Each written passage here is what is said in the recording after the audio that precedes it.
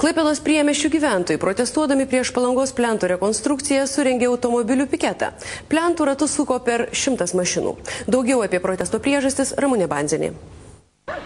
Šalia Palangos plento įsikūrusių gyvenviečių ir kaimų žmonės nutarė išvažiuoti į plentą ir juos sukti keletą ratų.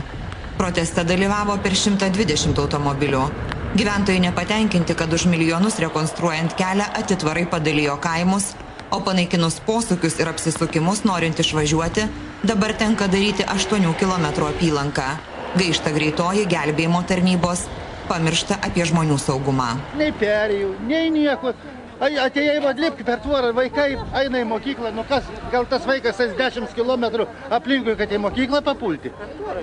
Na, eina per tvorą, lipa, o tai dabar saugumą padarė, nedaug tu Dieve, sakiau. Ne vienos autobusų stotelės, nėra galimybės susisiekti, atvykti, išvykti, pereiti, nėra absoliučiai, mes esam atitverti.